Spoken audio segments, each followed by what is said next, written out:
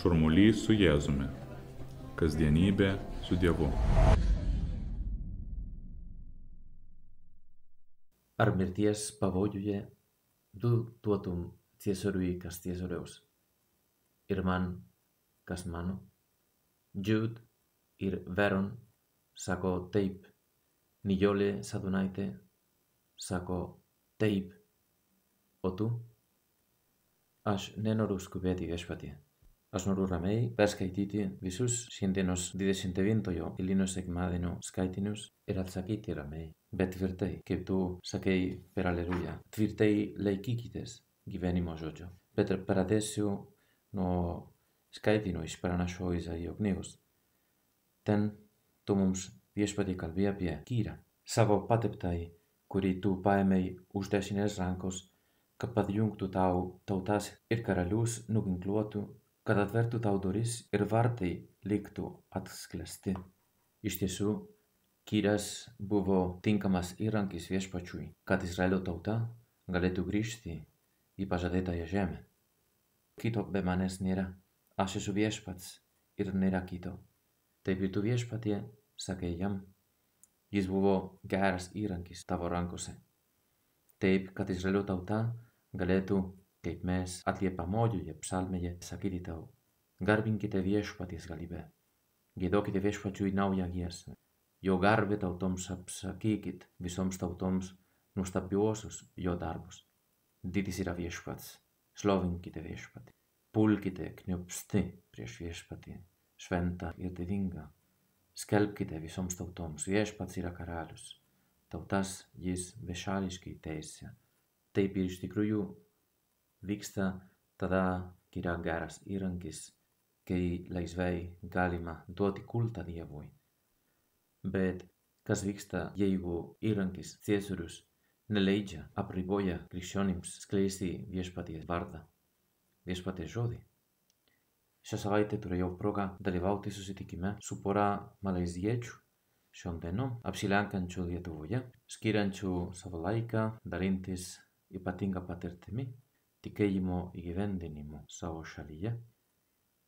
Ten Ciesorius ne tik tai apriboja tikėjimo veiklą, nes neleidžia krikščionims statyti bažnyčias, neleidžia krikščionims iš tikrųjų viešai skleisti, išreikšti savo tikėjimą, ženkliais rodyti, kad jie tiki, net persekioja juos ir nubaudžia mirtimi, jei nepaklūsta įstatymu.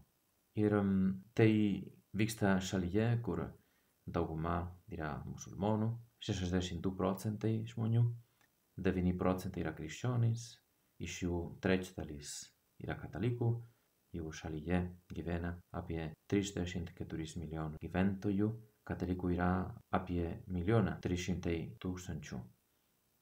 Nuo 1957 metų apribojo tikėjimą, o riba yra, kad būtent negalima statyti bažnyčių. Ir ką jie daro? Jie remontuoja patalpas, pritaiko jas jų erdvė liturgijai, švenčia ten sakramentus, mišias ir kitus, tose erdvėse, tose pogrindžio bažnyčiose, bet be jokio išorinio krikščioniško ženklo. Ten bažnyčia persekiojama, bet auga. Jude sako, kur bažnyčia persekiojama, ten bažnyčia auga. Atrodo, kad ten, kur laisvė, kaip Europoje, pavyzdžiui, bažnyčia miega. O kaip auga? Gailestingumo darbais, meilėje. Tu viešpatie esi pasakęs, mylėkite Dievą visų protų, visą sielą, visą širdimi, visomis jėgomis ir artimą kaip save patį. Ir mes tikrai žinome, kad mylime Dievą, jei mylime savo artimą.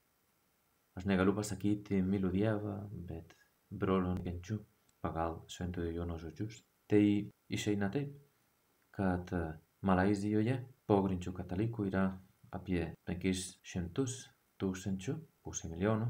Ir kaip jie daro? Pavyzdžiui, kai kurie kaip Jude ir Veron išeina ir rūpinasi bomžiais, prostitutėmis, tai žmonėmis, kurie neturi ką valgyti arba mažai, dėl to, kad yra, pavyzdžiui, naudojami statybose arba tose darbuose, kur ir vietiniai nenori dirbti.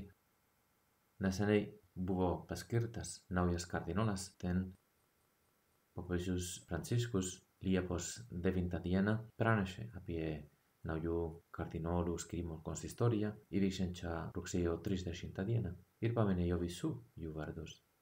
Vienas iš jų yra Sebastianas Prancišas, indų kilmės vyskupas iš Maleizijos, Penango ordinaras, 3 pietryčių Azijos šalių vyskupų konferencijos pirmininkas.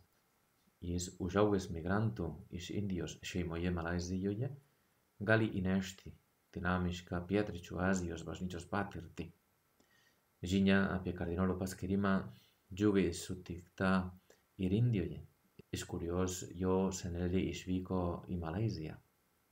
Kardinolas turi 10 brolių seserų, 5 brolius, 4 seserys, visi yra Malaizijos piliečiai, o kalbėdamas apie savo kaip migranto šaknų svarbą, naujai paskirtasis kardinolas sakė, kad migrantai dirba visą sunkų darbą, kurio vengia vietiniai ir padeda besivystančių šalių ekonomikai.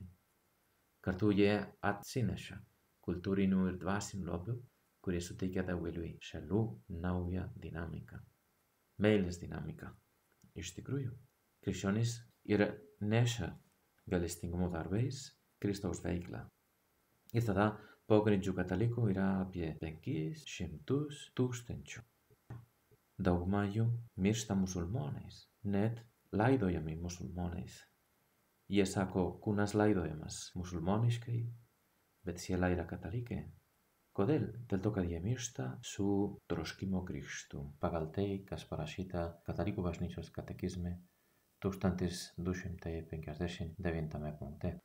Katekumenams mirštantiems iki Kristo, jų aiškus troškimas jį gauti, susietas su gailesčiu už nuodėmes ir su meile, laiduoja išganymą, kurio jie negalėjo gauti sakramentu. Taigi, jie sako, kūnas laidojamas musulmoniškai, bet siela katalikė.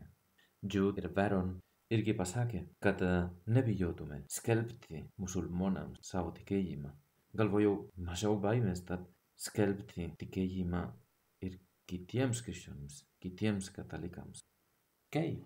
Atsiduokime jiems gailestingumo darbais, visų pirma saviesiems, bet kartu ir kitam rate kolegoms ir net nepažįstamiems.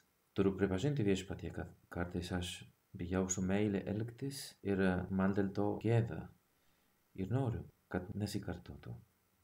Neseniai išleistas antras leidimas vienos knygos Nijolės Sadūnaitės užrašais tokiu pavadinimu Skubėkime daryti gerą. Man atrodo, kad suteikia mums tą raktą irgi kaip elgtis šiomis dienomis. Nebijokime, skubėkime daryti gerą. Knygos įžangoje kardinolas Sigitas Tamkevičius rašo, atkūrę Lietuvos nepriklausomybę, mes nurimome, tikėdamiesi, kad laisvės kelias nepatirs jokių išbandymų. Deja, šiandien vis labiau įsitikiname, kad privalome būti budrus, nes laisvė yra labai trapi Dievo dovana, dėl kurios nuolat turime budėti, kad josios neprarastume. Tikiuosi, kad knygelės Skubėkime daryti gerą žodžiai skaitytojams padės branginti laisvę ir įkvėps ryžtą iškilus laisvės pavojui ją ginti, kaip tai darė sesuo Felicija Nijolė. Dieve, mums visiems padėk. Tokia malda irgi baigia kardinolas savo žodžius šios knygos įžangoje.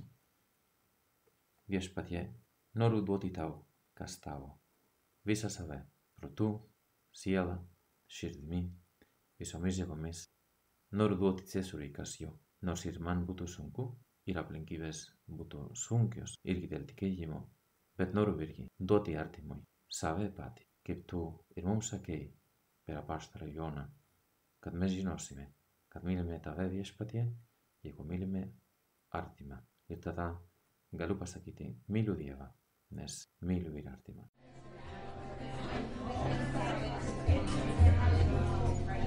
Šurmulys su Jėzumi.